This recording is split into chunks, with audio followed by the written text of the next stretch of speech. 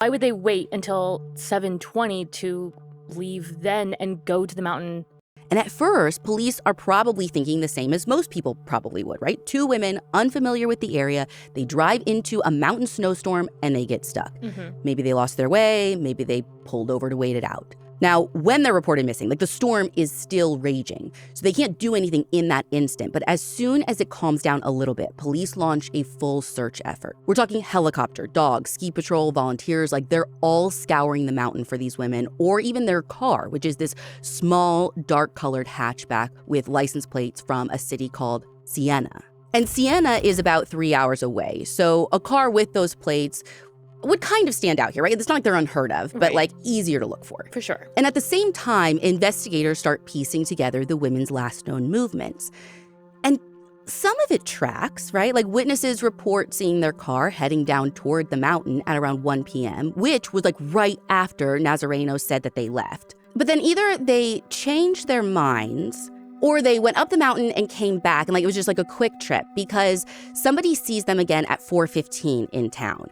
And it's this employee of a construction store, and he knows it was them at 4:15 because he actually saw them earlier with that surveyor. They had come in to pay an invoice. But the interesting thing is that he says at 4:15, Jeanette is wearing different clothing than she was before. The thing is, though, we don't have any sightings of them between 1 and 4:15. Especially, we don't have anyone at the boarding house who saw them in that time. There are, however, people who saw them after that. Witnesses remember seeing them heading to their rooms, and they remember seeing their car parked out front of the boarding house at around 5 p.m. And around this same time, they see the women actually driving away from the boarding house. So we know they're there after 4, we know at 5 they're driving away, but we don't know where they go at 5 o'clock.